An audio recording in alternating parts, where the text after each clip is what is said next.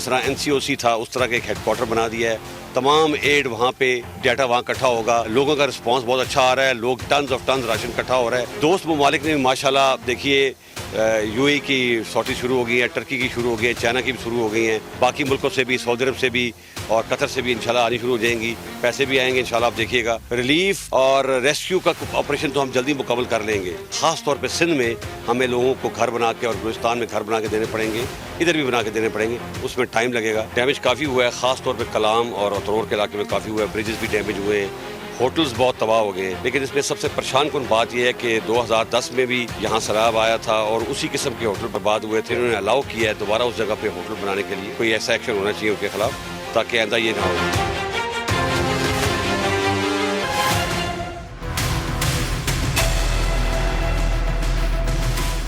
السلام علیکم ناظرین, آپ دیکھ رہے ہیں پروگرام 7 سے 8. میں ہوں Kiran Naz. Army chief general Qamar Javed Bajwa صاحب نے سیلاب سے متاثرہ سوات کا دورہ کیا ہے.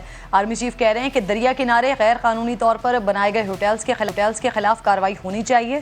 سندھ اور بلوچستان میں جو تباہی ہوئی ہے, خاص طور پر متاثرین کے جو گھر گرے ہیں, ان کو بنا کر دینا چاہیے. ساتھ ہی پاک فوج, سیاسی جماعتوں, اوورسیز پاکستانیوں اور حکومت کے کردار کی تعریف بھی کی ہے. لیکن اس وقت بھی ملک میں سیلاب کی تباہ کاریاں ناظرین جاری ہیں. بلوچستان میں کئی روز گزر گئے ہیں, اس کے باوجود بھی بجلی اب تک بحال نہیں ہو سکی ہے. اب بھی سندھ میں مزید سیلابی ریلوں کے لیے الرٹ جاری کیے جا رہے ہیں. چین, ترکی, آسٹریلیا, خلیجی ممالک اور اقوام متحدہ پاکستان کی مدد کو سامنے آئے ہیں. عمران خان صاحب نے بھی کل ایک ٹیلی تھون مہم کی اور اس کے ذریعے 500 کروڑ روپے کے عطیات کے اعلانات کیے گئے ہیں. اگر یہ اعلانات حقیقت میں بدل جائے نا, تو واقعی سیلاب زدہ افراد کے لیے یہ سب سے بڑی امداد ہوگی. حکومت نے بھی سیلاب سے نمٹنے کے لیے national flood response and coordination centre قائم کیا ہے, جس کا مطالبہ کل PTI نے بھی کیا تھا. In the midst of the climate catastrophe of the decade, one that has ravaged the entire country in a humanitarian disaster of unimaginable scale and magnitude, we strive even today to reach our fellow citizens to provide crucial rescue and relief. Pakistan is awash in suffering. The Pakistani people are facing a monsoon on steroids. The climate catastrophe has killed more than 1,000 people, with many more injured. And people's hopes and dreams have washed away. And it requires the world's collective and prioritized attention. انشاءاللہ اگر ہماری حکومت آتی ہے تو وہ ہمیں وہ سٹیپس لینے پڑیں گے جو آج تک پاکستان میں کسی نے نہیں لیے. پہلی دفعہ مجھے پریزنٹیشنز ملی کہ یہ جو کرنٹ اکاؤنٹ ڈیفیسٹ کتنا ہے تو فلانا یہ ہے. ہم اب پوری اپنی اکنامک ٹیم بنائیں گے اور وہ صرف یہی نہیں کہ اسیس کرے گی, لیکن اب وہ out of the box thinking. ناظرین, سیلاب کی وجہ سے ایک طرف تباہی ہے, دوسری طرف اشیاء کی قیمتوں میں اضافہ ہو رہا ہے. فصلیں تباہ ہونے کی وجہ سے obviously پھر حکومت کو امپورٹ کی طرف جانا پڑے گا. کل وزیر خزانہ نے کہا کہ موجودہ حالات میں بھارت سے ٹریڈ پر غور کیا جا سکتا ہے, لیکن مسلم لیگ نون کی سینئر لیڈرشپ جو ہے نا, وہ ماضی میں بھارت کے ساتھ ٹریڈ کی ہر حال میں مخالفت کرتی رہی ہے. یہ بات بھی ذہن میں رہے. کتنے مویشی مر گئے پورے بلوچستان کے اندر. آپ دیکھیں کتنے گھر ٹوٹے ہیں. سندھ کے اندر پتہ نہیں کتنے گھر ٹوٹ گئے. کراپ کی ڈیمیج ہوئی ہے. اس وقت یہ سبزیوں کی اور شارٹیجز بہت زیادہ سیویئر ہیں. امپورٹ بھی کھول دیں گے, ڈیوٹی فری امپورٹ کھول دیں گے, اس کو آسان بھی بنا دیں گے, اور اس بات کو بھی کنسیڈر کر لیں گے کہ اگر انڈیا سے بھی امپورٹ کھولنی پڑے لینڈ روٹ سے تو کھول دیں گے. کشمیر کو پس پوش ڈال دیا گیا تو یکا یک بھارت سے کپاس اور اناج درآمد کرنے کی سمریاں ہوائی رفتار سے چل پڑی ہے. تو کیا بھارت نے آرٹیکل 370 میں جو ترمیم کر کے کشمیر کو اینیکس کیا تھا وہ قدم واپس لے لیا ہے؟ کبھی کشمیر کے سودے ہو رہے ہیں, کبھی بھارت سے امپورٹ کر رہے ہیں. اپنی سمری پرائم منسٹر خود سمری اپروو کرتا ہے, ریجیکٹ ہو جاتی ہے. اچھا ناظرین, یہاں پر ایک فیکٹ یہ بھی ہے کہ مفتہ اسماعیل صاحب اس وقت تک جو فیصلے کر رہے ہیں, نون لیگ کی سینئر قیادت ان کا ساتھ اس بات پر نہیں دے رہی ہے. اگر وہ بھارت کے ساتھ ٹریڈ کی بات کریں گے تو یقیناً یہاں بھی انہیں پھر مخالفت کا سامنا تو کرنا پڑے گا. معافی نہ مانگنے کا اعلان کرنے والے الفاظ واپس لینے پر آ گئے ہیں. اگلے سیگمنٹ کی جانب بھی آ گئی ہوں. خان صاحب نے ایڈیشنل سیشن جج زیبا چودھری کو دھمکانے کے معاملے پر اسلام آباد ہائی کورٹ کے شو کاز نوٹس پر جواب جمع کروایا ہے. کہہ رہے ہیں الفاظ غیر مناسب تھے تو پھر واپس لینے کے لیے تیار ہیں. خان صاحب نے دہشت گردی کا مقدمہ بھی اسلام آباد ہائی کورٹ میں چیلنج کر دیا ہے. وہ کہہ رہے ہیں انہوں نے ورلڈ کپ جتوایا ہے, فلاحی کام کیے ہیں, وہ دہشت گرد نہیں ہے. اسی دوران ایک دہشت گرد کی درخواست ناظرین سندھ ہائی کورٹ میں آئی ہے اور وہ چاہتا ہے کہ اس کی تقاریر اور اس کی تصاویر نشر کرنے کی اجازت دی جائے. تو اس دہشت گرد کو میرا ایک مخلصانہ مشورہ ہے کہ ان کا کھیل ختم ہو چکا ہے, کراچی پر ان کا راج ختم ہو چکا ہے. تو کراچی پر راج کرنے کے خواب دیکھنا الطاف حسین صاحب چھوڑ دیجئے اور بقیہ زندگی ذرا اپنے گناہوں کی معافی مانگنے میں. میرے معزز مہمانوں میں محسن بیگ صاحب سینئر تجزیہ کار ہیں, جوائن کر چکے ہیں, اور یہ مقبول جان صاحب ساتھ موجود ہیں, عطا تارڑ صاحب معاون خصوصی برائے وزیر اعظم بھی ساتھ موجود ہوں گے. آپ تینوں مہمانوں کو السلام علیکم. محسن صاحب, سب سے پہلے تو ذرا یہ جو آرمی چیف نے وزٹ کیا وہاں پر جو غیر قانونی جو دریا کے کنارے بیلٹ پہ جو ہوٹلز بنے ہوئے تھے اس کے خلاف کارروائی کی بات کر رہے ہیں, جن لوگوں نے اس کی اجازت دی ہے.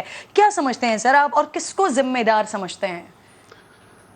بہت شکریہ جی. بیسیکلی تو جو لوکل ایڈمنسٹریشن ہے جن علاقوں میں یہ اس قسم کی پرمیشن دی جاتی ہے, حالانکہ دیکھیے یہ برٹش ٹائم سے رولز بنے ہوئے تھے جن کو امینڈ کیا گیا, اور جو پانی کا راستہ ہے جی وہ ہر 10-15 سال کے بعد پانی وہ ریکلیم کر لیتا ہے اپنی جگہ کو.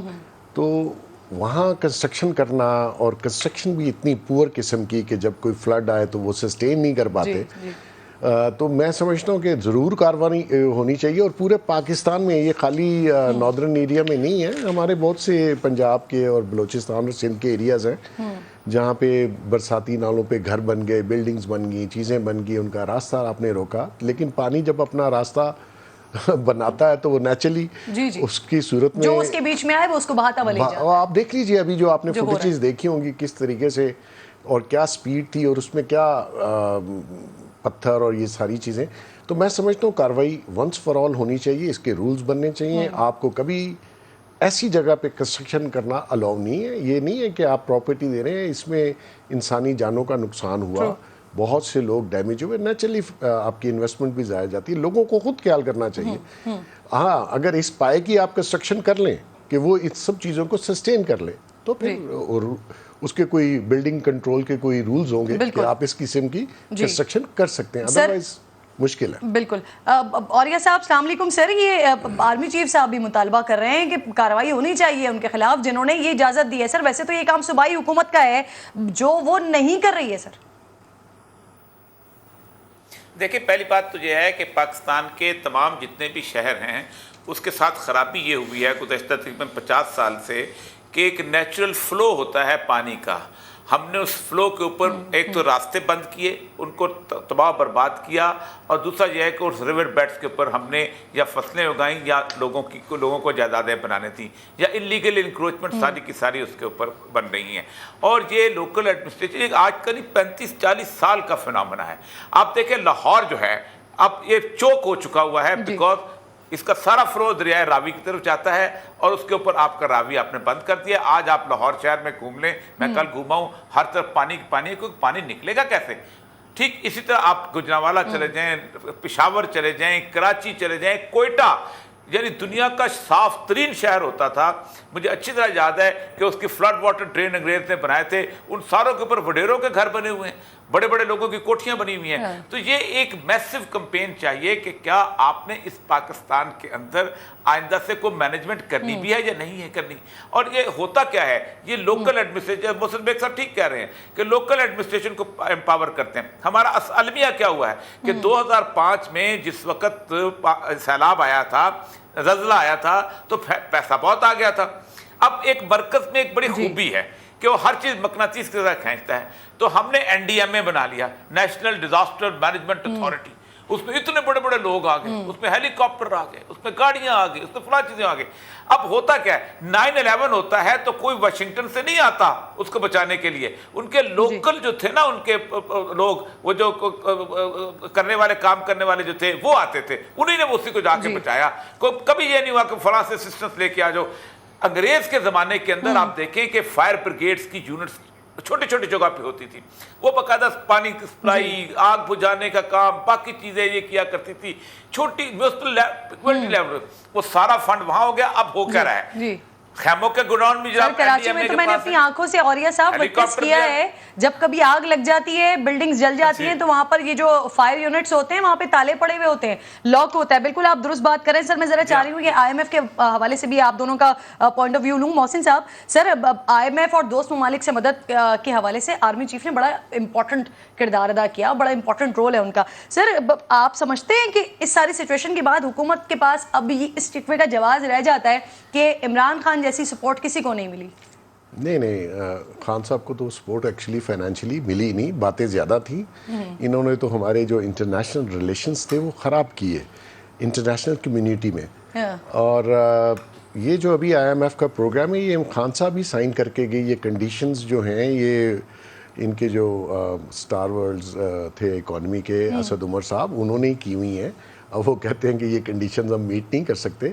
ایکچولی آئی ایم ایف کا جو کانٹریکٹ ہے یا جو معاہدہ ہے وہ اس کی کچھ پری کنڈیشنز ہوتی ہیں جس کو پری لوڈ کہتے ہیں، اور اس کے بعد جب شروع ہوتا ہے تو باقی چیزیں آپ نے اس میں امپلیمنٹ کرنی ہے. تو یہ نیچرلی آپ اتنی بار اس پروگرام میں آ چکے ہیں پاکستان خاص کر، اور جب آپ اس کی وائلیشن کرتے ہیں تو وہ ٹائٹننگ کرتے ہیں اپنی کنڈیشنز کو کہ آپ اس کو وائلیٹ نہیں کریں. آپ ایک فائدہ یہ ہے آئی ایم ایف جی، اور وہ ہوا. دیکھیں ابھی انہوں نے جو جانے سے کچھ دن پہلے گورنمنٹ ختم ہونے سے پہلے عمران خان صاحب نے پیٹرول پرائسز کم کر دی، حالانکہ دنیا میں نہیں ہو رہی تھیں.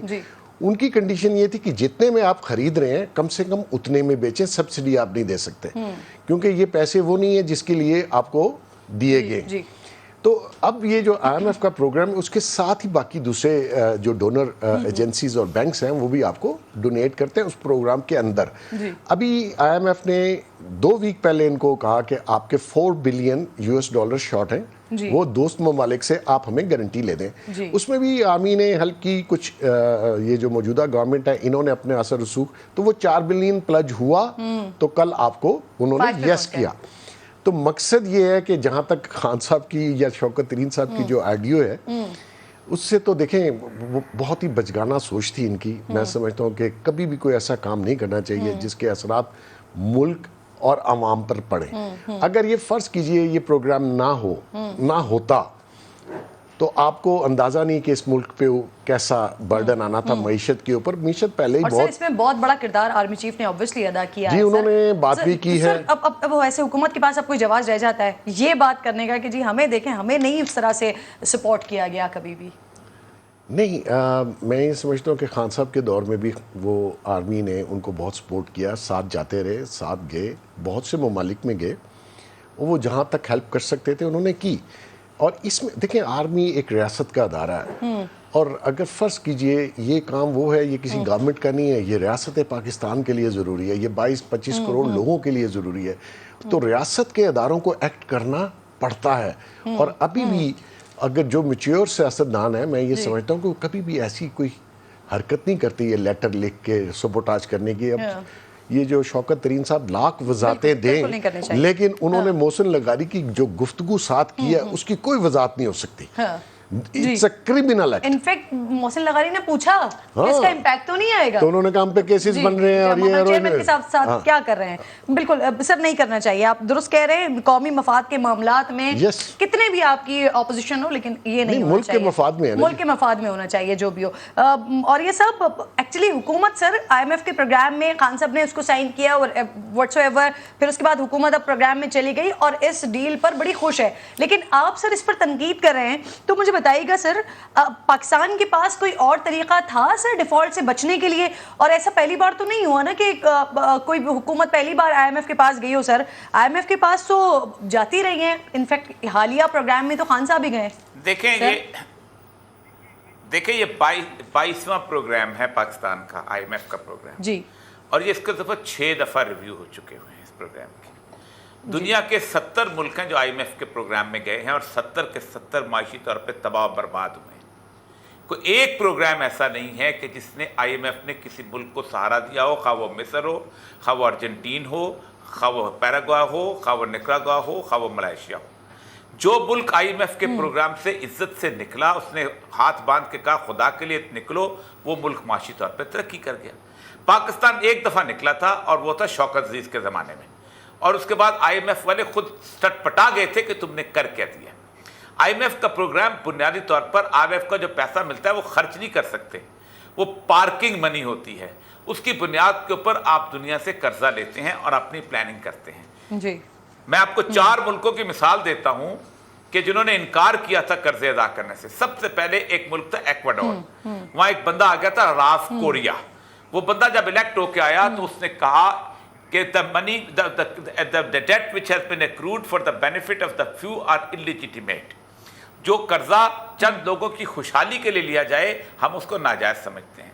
उन्होंने ब्रसल से एक बंदा था एरिक टुसान, जिसकी तंजीम थी committee for the abolition of illegitimate date, उनको बुलाया, 12 महीने में ऑडिट किया, 70 लाख फाइलें देखी, 30 लाख कॉन्ट्रैक्ट लिए और उसके बाद अपने बॉन्ड विड्रॉ किए कि हम आपका डेट पे नहीं करेंगे।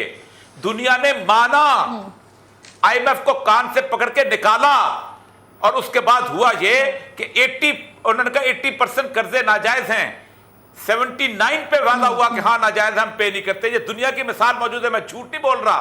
एक्वाडोर फाइल देखिए, उसके बाद ब्राजील ने इनकार किया, उसके बाद जनाब आप उसने अपना पैराग्वे ने इनकार किया। ये छोटे छोटे मुल्क हैं। एटॉमिक पावर, जब खान साहब IMF में जा रहे थे मैंने 12 कॉलम लिखे, मैंने कहा खड़े हो जाएं।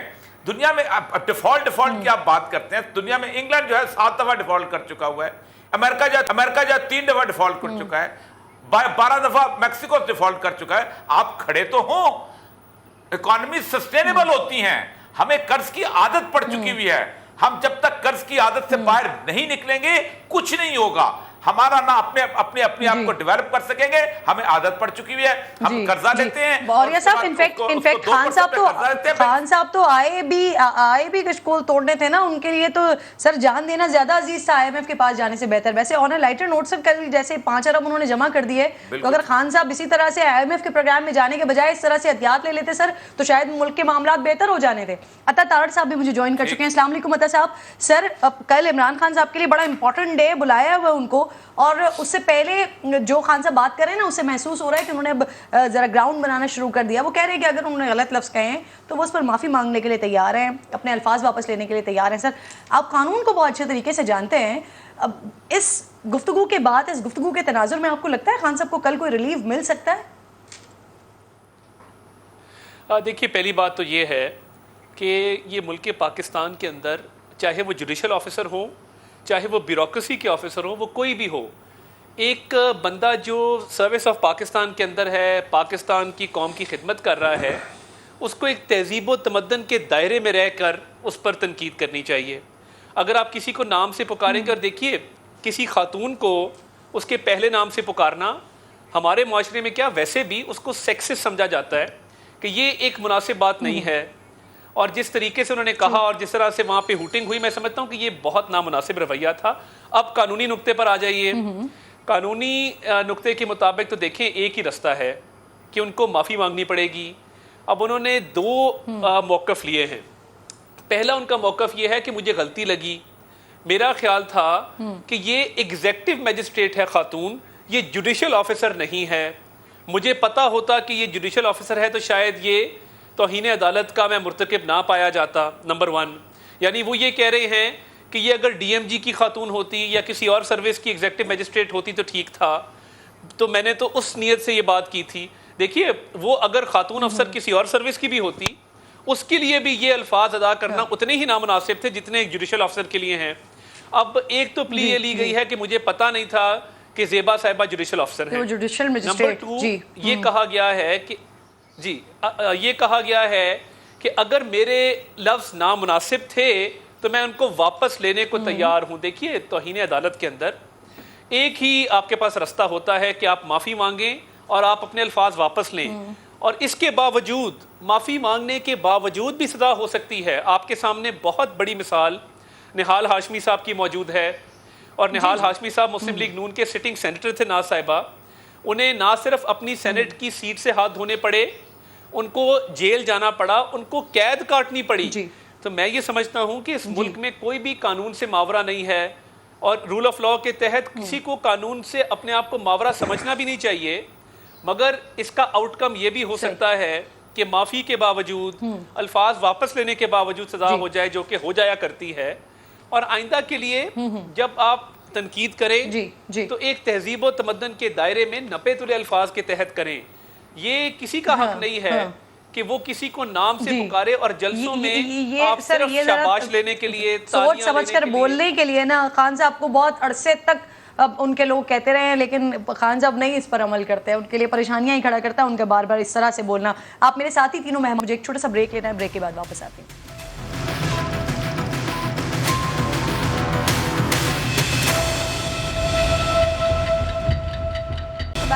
جی عطا تارڑ صاحب ساتھ موجود ہیں اور یہ مقبول جان صاحب, محسن بیگ صاحب. عطا تارڑ صاحب, یہ IMF معاہدے میں رکاوٹ ڈالنے کے حوالے سے جو یہ آڈیو سامنے آئی تھی اس پر حکومت کوئی ایکشن وغیرہ لینے کا پلان کر رہی ہے؟ وہ کہ اب جو ڈیل ہے وہ تو سکسیسفل ہو رہی ہے.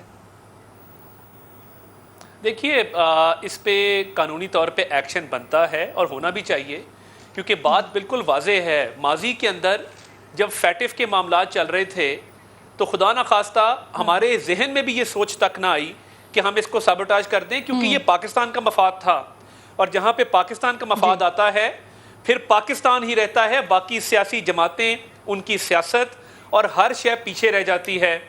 تو یہ ناقابل معافی گناہ ہے جو سرزد ہوا ہے. اس پر قانونی مشاورت جاری ہے, اور میری اگر ذاتی رائے پوچھیں تو یہ تینوں کرداروں کو قرار واقعی سزا ملنی چاہیے. یہ اسی طرح ہے. ٹھیک ہے, اب یہ تو آپ کی ذاتی رائے آ گئی. اب مجھے ذرا آفیشیل اسٹیٹمنٹ دیجئے نا, کیونکہ آپ وزیر اعظم کے معاون خصوصی ہیں, تو کیا کیبنٹ کے اندر کوئی ڈفرنس پایا جاتا ہے اس بات پہ کہ ہونی چاہیے اور نہیں ہونی چاہیے؟ دیکھیے اس پہ قانونی مشاورت جاری ہے اور جلد اس پہ فیصلہ کر لیا جائے گا.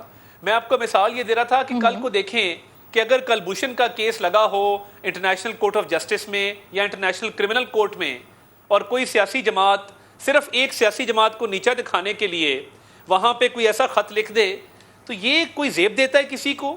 یہ ایک ناقابل معافی حرکت ہوئی ہے. اور IMF پروگرام کی ایکسٹینشن آپ چھوڑ دیں, یعنی وہ خودکشی کر لوں گا, IMF کے پاس نہیں جاؤں گا, بار بار اس کو تاخیر کا شکار کرنا اور پھر شرائط مان جانا, اور پھر ہم نے وہ ملبہ آ کر اٹھایا اپنی قومی ذمہ داری کے تحت. ہم تو IMF پروگرامز کو خدا حافظ کر کے گئے تھے. تو یہ خان صاحب نے پہلے IMF پروگرام کو خراب کیا, خراب کرنے کے بعد 2 صوبائی حکومتوں کا سہارا لیتے ہوئے. اور مجھے ایک بات بتائیے, ابھی تک پرویز الہی صاحب کہاں چھپے ہیں؟ کوئی مذمتی بیان پنجاب کے وزیر اعلیٰ کا آیا کہ اس کا وزیر خزانہ اس مذموم سازش میں ملوث تھا؟ کیا پرویز الہی نے استعفیٰ لیا اپنے وزیر خزانہ سے؟ میں آپ کو بتا نہیں سکتا کہ یہ کتنا تکلیف دہ ہے کہ آپ ایک ملک کی سالمیت کو داؤ پہ لگا دیں اور آپ کے منہ سے یہ الفاظ ادا ہو کہ خدا نخواستہ ملک کے 3 ٹکڑے ہو جائیں گے. یعنی آپ سے اقتدار ہی گیا ہے, آپ اقتدار کے جانب پر اتنے ونڈکٹیو ہو گئے ہیں کہ آپ وہ بدلہ ملک سے لینا چاہتے ہیں. اور تیمور جھگڑا پر میں حیران ہوں کہ وہ کہتے ہیں میں نے IMF کو نہیں لکھا تھا, میں نے صرف میڈیا میں لیک کیا اور میں نے مفتاح صاحب کو لکھا تھا. کیا آپ کو اس کے ریپریکشنز پتہ ہیں کہ اس کے نتائج کتنے خوفناک ہو سکتے تھے, اور مہنگائی میں کتنا اضافہ ہو سکتا تھا, روپے کی قدر میں کتنی کمی واقع ہو سکتی تھی, انویسٹرز کا کانفیڈنس کس طرح تباہ ہو سکتا تھا. جو دوست ممالک ہماری امداد کرنے کو آج تیار ہیں, ہم ان کے شکر گزار ہیں, ان کے لیے بھی مشکل ہوتا اگر یہ IMF کی اگلی ٹرانچ نہ آتی کہ وہ پاکستان کو کوئی امداد فراہم کر سکیں. تو یہ کس لیے کیا جا رہا ہے؟ اور آرمی چیف سے کے بھی شکر گزار ہیں کہ جنہوں نے اب IMF کے معاہدے کے حوالے سے اور دیگر ممالک سے مدد کے لیے انہوں نے بڑا کردار ادا کیا, تو حکومت شکر گزار ہے آرمی چیف کی. میں سمجھتا ہوں کہ ان کا کردار قابل ستائش ہے, اور ان پر بھی یہ تنقید کرتے ہیں. جیلم کے جلسے میں جا کر ایک آرمی چیف جو ملک جا کے آپ کے لیے, آپ کی اکانومی کی بہتری کے لیے کام کر رہے ہیں, آپ ان پر جلسوں میں تنقید کریں, آپ کو زیب نہیں دیتا. آپ یہ کام چھوڑ دیں. اور دیکھیے فوج کا ادارہ بطور ادارہ وہ محترم ہے, وہ مقدم ہے. آپ اس کی سالمیت کبھی مسٹر وائے, کبھی آرمی چیف, کبھی سپاہی سالار, کبھی میر جعفر, کبھی میر صادق. آپ اپنے گریبان میں جھانکیں, آپ سے بڑا میر جعفر, میر صادق کوئی نہیں ہے کہ آپ نے IMF کے اس پروگرام کو سابوٹاج کرنے کی دانستہ طور پہ کوشش کی. اور محسن لغاری پوچھ رہے ہیں کہ ریاست کو نقصان ہوگا, انہوں نے کہا ریاست کو چھوڑیں, یہ سیاست کی بات ہے. تو یہ پاکستان کی تاریخ میں اتنا بڑا وار پاکستان میں بیٹھ کے کسی سیاسی جماعت نے اس کی اکانومی کو, اس کی سالمیت کو نقصان پہنچانے کا آج تک نہیں کیا. سر مجھے ذرا اس پر کامنٹ لینے دیں. اوریہ صاحب, بہت سارے جو حکومتی لوگ ہیں نا وہ تو یہ تک کہہ رہے ہیں کہ اس پہ آرٹیکل 6 لگنا چاہیے. سر سیکنڈلی یہ کہ فواد چودھری صاحب کہہ رہے تھے کہ خان صاحب معافی نہیں مانگیں گے. اب تو سلسلہ یہاں پر آ گیا, انہوں نے تو باقاعدہ لکھ کر دے دیا کہ اگر انہوں نے کہ غلط لفظ ہیں تو وہ اپنے لفظ واپس لینے کو تیار ہیں. سر آپ نہیں سمجھتے کہ لفظ واپسی پر آمادگی ہو گئی ہے تو باقاعدہ طور پر معافی مانگ لینی چاہیے؟ سر پہلے تو میں ریکارڈ سٹیٹ کر دوں کہ 22 آئی ایم ایف کے پروگرامز ہیں, کسی نے آئی ایم ایف کو خدا حافظ نہیں کہا سوائے شوکت عزیز کے پروگرام میں. سب نے قرضے لیے اور سب نے آئی ایم ایف کا چکا. میں آج بھی کہتا ہوں دنیا میں ایک ملک بتا دیں کہ جس نے آئی ایم ایف کے ساتھ پروگرام ڈیل کیا اور ترقی کی اور اس کی معیشت مضبوط ہوئی. ایک ملک ناممکنات میں سے ایک بات تو یہ طے ہے. تو میں سٹیٹ کر دوں کہ یہ بالکل غلط ہے کہ ہم نکل گئے تھے اور یہ وہ عمران خان ہو, زرداری ہو, نواز شریف ہو. 1958 میں پہلا پروگرام آیا تھا آئی ایم ایف کا. اس کے بعد سے ہم جو اس قرضوں کی دلدل میں پھنسے ہیں, اور میں نے مثالیں دی ہیں کہ کون کون سے ملک نکلے ہیں اور آئی ایم ایف کو خدا حافظ کہہ کے نکلے. ایک بات تو یہ ہے. دوسری بات یہ ہے کہ جہاں تک عمران خان صاحب کے اس کیس کا تعلق ہے, ایک تو یہ ہے طاہر صاحب لیگل آدمی ہیں اور میں خود بھی ہائی کورٹ کا ایڈوکیٹ ہوں, تو ایک تو 353 لگتی ہے اس کے اندر, اگر اس میں آتے ہیں کہ یہ ڈی ایم جی آفسر, اول تو ڈی ایم جی آفسر نہیں تھی. جوڈیشل آفسر میں اب یہ آئے گا جب میٹر, تو ایک تو انکنڈیشنل اپالوجی عمران خان صاحب کو ایک اچھے اسٹیٹسمین کے طور پہ سبمٹ کر دینی چاہیے. دوسرا ہوتا ہے کہ پھر اس کے بعد اگر وہ عدالت دیکھتی ہے کہ اس کا لیول کیا ہے, کس لیول کی جرم ہوا ہے اس کے اوپر پھر انویسٹیگیشن چلتی ہیں, پھر پروسیڈنگ چلتی ہیں. اب نہال ہاشمی صاحب نے تو کہا تھا کہ ہم تو جناب ان کی بچوں کو بھی نہیں چھوڑیں گے اور جیل ہی کریں گے, وہ کریں گے. ان کی اور طرح کا لیول تھا انویسٹیگیشن. عمران خان صاحب کا اور طرح کی گفتگو ہوگی. یہ ساری کی ساری چیزیں جو ہیں یہ وہ پوری کی پوری پروسیس کے اندر آئیں گی. اول تو انکنڈیشنل اپالوجیز عمران خان صاحب کو سبمٹ کرنی چاہیے, کیونکہ جوڈیشل آفسر جو ہے اس کی رسپیکٹ آپ کو رکھنی چاہیے. اگرچہ کہ جوڈیشل آفسر کی پاکستان میں عزت رہ کوئی نہیں گئی. جو لوگ جو ہے نا صبح سویرے عدالت کے اندر گھسیں, ہم عدالتوں میں جاتے ہیں, ٹھیک ہے, پاکستان پورا کا پورا کنٹیمپٹ آف کورٹ کرتا ہے ان کے سامنے. آ کے وہ دکھاتے ہیں ہمیں پولیس والے نے مارا ہے, اور پولیس والے مونچھوں پہ تو دے کے نا اس سے ریمانڈ لے کے جا رہے ہوتے ہیں. آ کے وہ کہتے ہیں ہم نے یہ کیا ہے, عدالتوں کے دروازوں میں چلے جائیں, اس کے اندر باہر چل جائے. پاکستان پورا کنٹیمپٹ آف کورٹ میں ہے. عدالت کو اپنی عزت بحال کرنے کے لیے پورے پاکستان کے 22 کروڑ عوام کے اندر ان کے دلوں میں جگہ بنانی پڑے گی, تب جا کے یہ صورتحال بنے گی. لیکن خان صاحب کا ایکشن غلط ہے. وہ سر جو بات آپ کہہ رہے ہیں, محسن صاحب بھی کچھ عرصے پہلے بھگت کے بیٹھے ہیں یہ ساری چیزیں. سر آپ ان لوگوں میں شامل ہیں سر جنہوں نے عمران خان صاحب کی ان کی سیاست, ان کی پارٹی کی سیاست کو, انٹرنل پالیٹکس کو بڑے قریب سے دیکھا ہے. انفیکٹ فنڈ ریزنگ بھی کرتے رہے ہیں سر, خان صاحب کے ساتھ آپ رہے. کل جو فنڈ ریزنگ ہوئی ہے 5 ارب کے اعلانات جو ہوئے ہیں, اس کی کیا آپ کو, آپ ماضی کو دیکھتے ہوئے کیا حقیقت آپ کو اس کی لگتی ہے؟ کیونکہ سوشل میڈیا پر بڑے تبصرے شروع ہو گئے ہیں, وہ فون نمبر لوگ ملا رہے ہیں اور اس کو دیکھ رہے ہیں, وہ تو کہیں رجسٹرڈ نہیں ہے, بڑی چیزیں ہو رہی ہیں. سر پہلے تو میری دعا ہے کہ اللہ کرے وہ سچ ہو. آمین. چلیں کچھ غریبوں کی مدد ہو جائے گی. بیسیکلی یہ سارا پروپیگنڈا اور جھوٹ ہے. آپ دیکھ لیجئے گا 2 بینک اکاؤنٹس انہوں نے دیے ہیں 2 بینکوں کے, آپ مہینے بعد چیک کر لیجئے گا ان میں کتنے فنڈز آئے, آپ کو پتہ چل جائے گا. اور میں شیور ہوں کہ جو ڈرامہ انہوں نے کل کیا ہے وہ ڈرامہ تھا. پہلے بھی ڈرامے ہوتے رہے سر؟ جی پہلے بھی ہوتے رہے. پیسے تو ان کے کسی اور وایا میڈیا سے آتے تھے, اس طرح نہیں آتے تھے. اور اس کا حساب کتاب ابھی ایف آئی اے کر رہی ہے, آپ کو چند دنوں میں وہ بھی پتہ چل جائے گا. تو بیسیکلی میں یہ سمجھتا ہوں کہ سیاست ضرور آپ کریں, لیکن قوم سے منافقت اور جھوٹ نہ بولیں. اور خاص کر جب آپ جھوٹے دلاسے دیتے ہیں قوم کو, پہلے قوم کو آپ نے جھوٹے دلاسے دیے, آپ نے ایسی باتیں کی جو ایک خواب تھا اور لوگ سمجھ گئے شاید یہ حقیقت ہوگی. آپ نے کہا جی میں گھر بناؤں گا, میں 200 کروڑ ادھر 200 ارب ادھر ماروں گا, میں $30 پہ لاؤں گا, پیٹرول اتنے پہ لاؤں. سب جھوٹ ثابت ہوا کیونکہ آپ کا یہ ایجنڈا نہیں تھا. باہر سے لوگ آنے تھے, لوگوں نے آ کے پاکستان میں نوکریاں کر دی تھی, 50 لاکھ گھر تھے, 1 کروڑ نوکریاں تھیں. مقصد کچھ وہ ہو نہیں سکتا تھا کیونکہ آپ کے ذہن میں, کیونکہ آپ کے پاس کوئی گراؤنڈ نہیں تھا سر. نہیں, آپ کے دل میں اور اینڈ پہ آپ کے ذہن میں کوئی اور ایجنڈا تھا جس کی آپ نیت بھی کہہ سکتے ہیں. آپ نیت نہیں, ایجنڈے پہ کام کر رہے ہیں. بالکل ٹھیک, بہت شکریہ sir, thank you so much for coming. اور یہ صاحب آپ کا بے حد شکریہ, عطا صاحب آپ کا بے حد شکریہ. ایک چھوٹا سا بریک لے رہی ہوں, بریک کے بعد واپس آتی ہوں.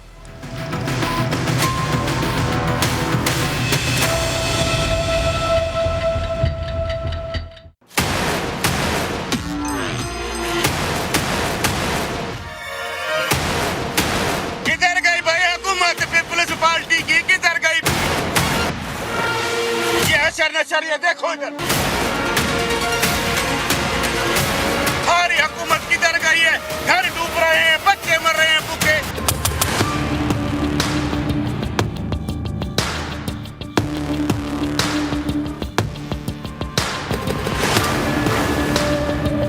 वोट लेने के लिए आ जाते हैं, पापा वोट दो, किधर गए पीपल्स पार्टी वाले? आए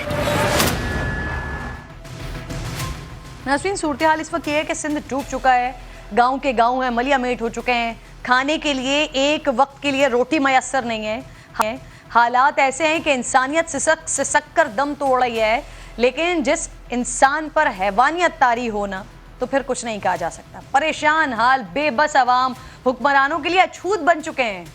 जिनके वोट से रौब और दबदबा है ना, उन्हीं को दबाया जा रहा है। हाकिम और गुलाम जैसा सलूक बढ़ता जा रहा है। सोशल मीडिया पर जो वीडियो सामने आ रही हैं, पाकिस्तान पीपल्स पार्टी की क़यादत की अवाम दोस्ती का पर्दा चाक कर रही हैं। अमीर अली शाह जिलानी थर से पाकिस्तान पीपल्स पार्टी के रुकने कौमी असम्बली हैं। उनकी सांगड़ के दौरे की जो वीडियो मंजर आम पर आई है, जिसमें उन्हें बादशाह सलामत की तरह प्रोटोकॉल दिया जा रहा है, चारपाई पर बराजमान जनाब को देखा जा सकता है, ज़मीन पर उनके सामने चींटियों की तरह रियाया बैठी हुई है, जिनकी हर शे सैलाब में बह चुकी है, उनकी इज्जत नफ्स भी ऐसे बह रही है। लोग प्यास बुझाने के लिए बूंद बूंद को तरसे हुए हैं और अमीर शाह जिलानी साहब अपने पाँव मिनरल वाटर से धो रहे हैं, कोल्ड ड्रिंक से अपनी प्यास बुझा रहे हैं। साथ खड़े दरबान पीपल्स पार्टी के रुकने कौमी असम्बली की गर्मी भगाने के लिए बाकायदा पंखे झल रहे हैं। सिंध असम्बली के स्पीकर आगा सिराज दुरानी साहब, उनकी वीडियो भी माशाल्लाह रौनक से भरी हुई मिली है। मौसूफ हेलीकॉप्टर से उतरते हैं, एक बेसहारा खातून आगे बढ़ती हैं, लेकिन तकब्बुर में डूबे हुए आगा सिराज दुरानी साहब उसे धुतकार देते हैं, हाथ के इशारे से दूर भगाते हैं। साहब के प्रोटोकॉल में चलने वाले भी पीछे नहीं रहते हैं। सिराज दुरानी की एक और वीडियो मंजर आम पर आती है नाज़रीन, जिसमें उन्हें कहते हुए सुना जा सकता है कि ये सैलाब आवाम के अपने गुनाहों का नतीजा है। ये सैलाब हमारे गुनाहों का नतीजा हो ना हो, ये हुक्मरान ज़रूर हमारे ही आमाल का और हमारे ही गुनाहों का नतीजा है, लेकिन ये अकेले नहीं है ना, इन जैसे और भी हैं। पाकिस्तान पीपल्स पार्टी के चेयरमैन बिलावल भुट्टो जरदारी साहब के फुप्पा, साबिक सदर आसिफ अली जरदारी साहब के बहनोई और अद्दी फरियाल तालपुर साहिबा के शोहरे नामदार मुनव्वर तालपुर साहब की, उनकी दरिया दिली, सुभान अल्लाह, उनकी वीडियो ने भी देखने वालों को शर्मसार कर दिया। हातिम ताई की कब्र पे लात मारा है उन्होंने। मौसूफ हाथों में नोटों की कड़क गड्डी थामे हुए हैं और 50-50 रुपए का एक एक नोट इस तरह से अलग कर रहे हैं कि खुदा ना खास्ता कहीं 50 के 2 नोट एक साथ ना चले जाएं। पीपी रहनुमा मंजूर वसान साहब, जिनकी आंखें ख्वाब देखते थकती नहीं हैं, उन्हें भी सिंध की तबाही नज़र नहीं आ रही है। मौसूफ कोर्ट डीजी के दौरे पर निकले तो उन्हें इलाका वेनिस लगने लगा। कहते हैं कि जब वेनिस गया था तो वहाँ भी इसी तरह के हालात थे। टीवी पर कहने के लिए लफ्ज़ बड़ी मुश्किल से ढूंढने पड़े हैं कि ये हमारे जो बेचारे रहनुमा हैं या हमारे सियासतदान हैं, इनको क्या कहा जाए। तकब्बुर में डूबी हुई शख्सियात हैं ये।